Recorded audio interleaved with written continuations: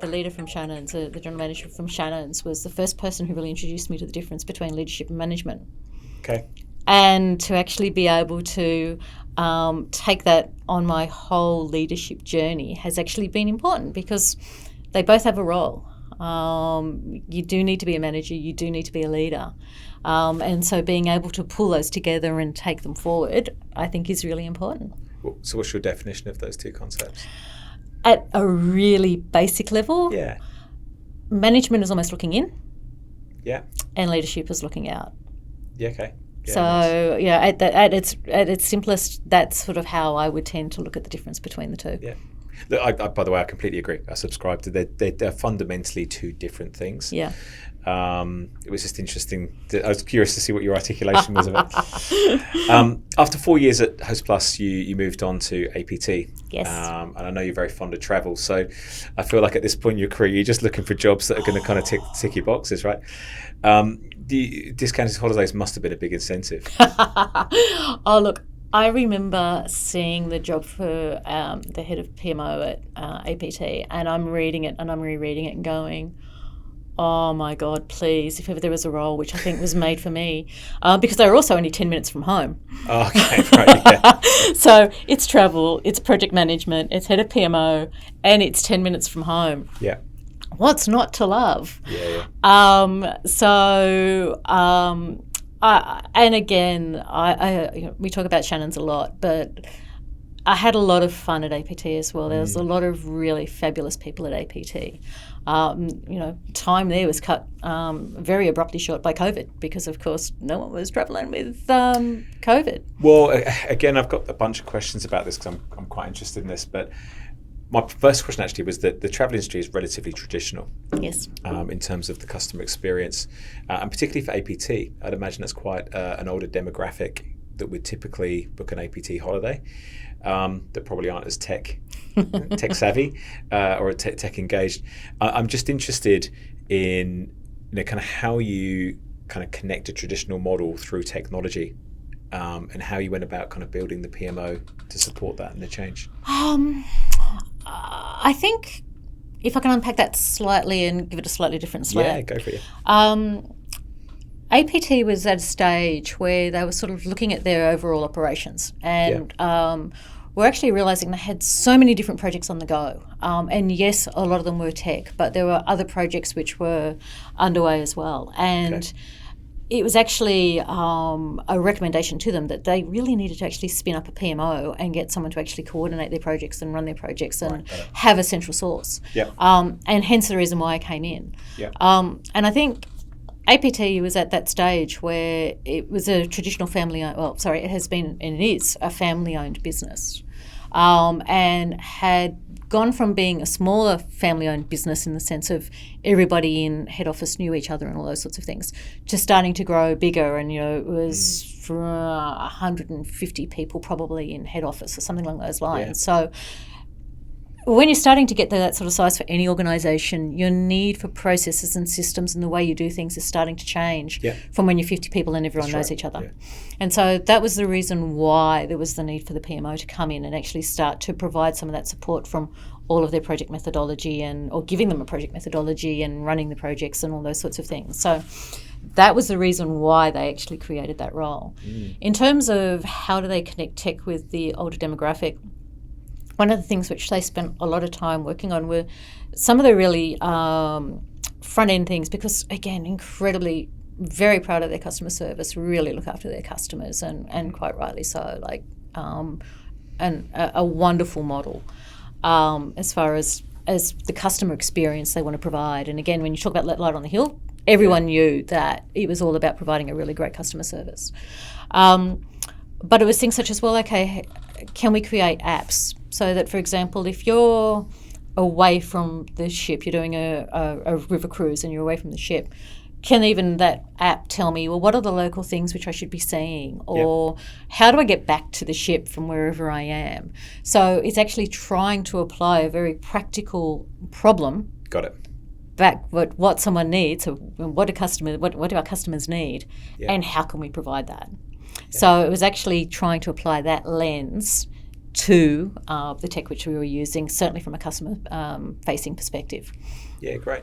And as you touched on there, the customer experience is paramount in that business. It's critical to them. In a terrible situation with COVID, Yes. COVID hitting, people probably spent a lot of money, life savings on their dream holiday, and then suddenly cancellations, refunds. Kind of what was going on in the business around that time? Oh, look, it was.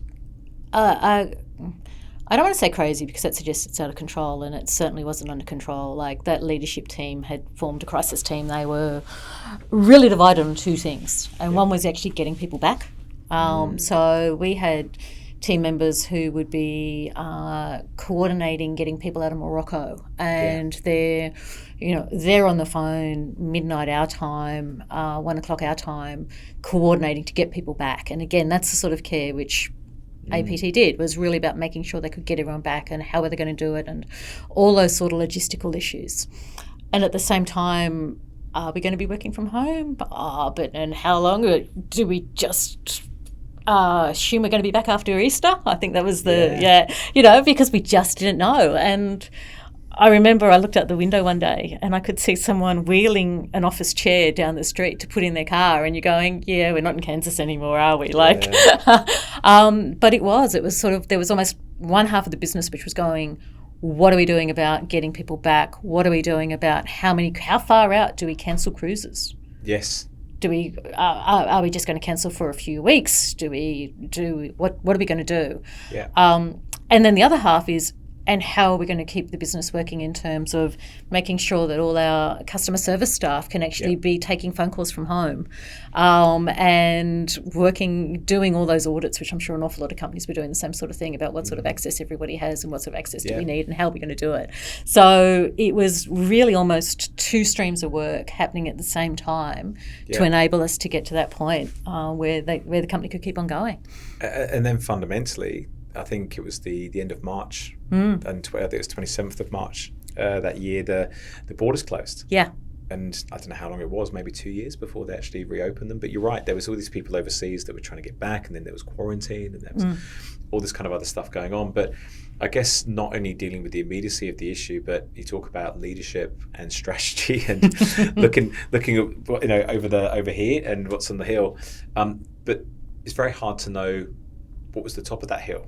Yeah. Or when we're going to reach the summit and things were going to get better.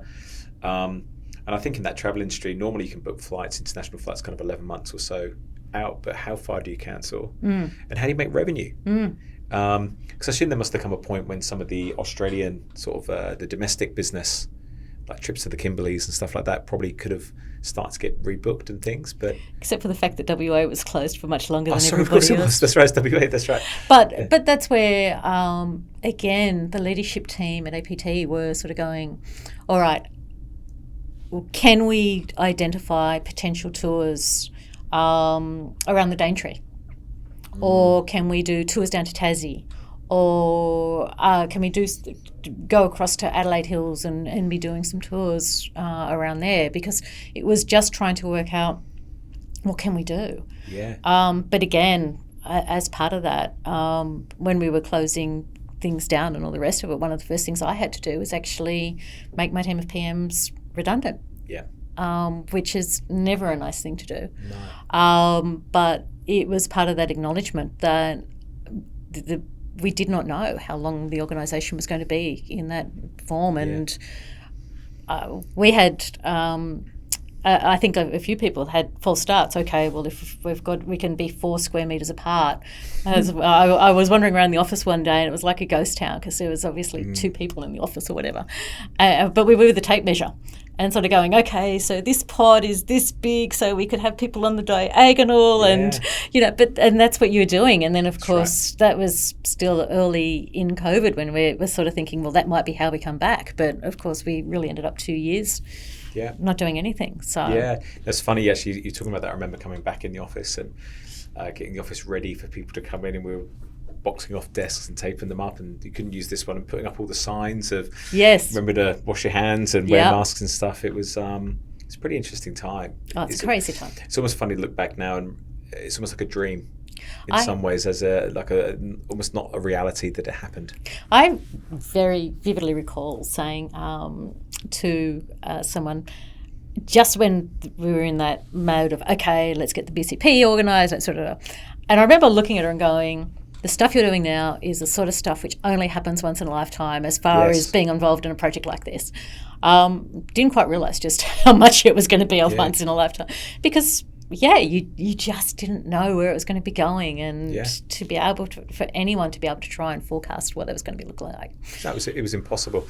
I remember we had those conversations as a business. We said, we'll hopefully never in our lifetimes have a moment when literally the world's put on pause in this way, and it's a chance for us to figure out what we want to do. Actually look at the business really objectively through a lens of what do we want to stop doing, what do we want to do more of, and that's how we ended up rebranding. That was kind of part of the journey we went through. Obviously, it kind of came to an end there naturally with and I saw you did briefly.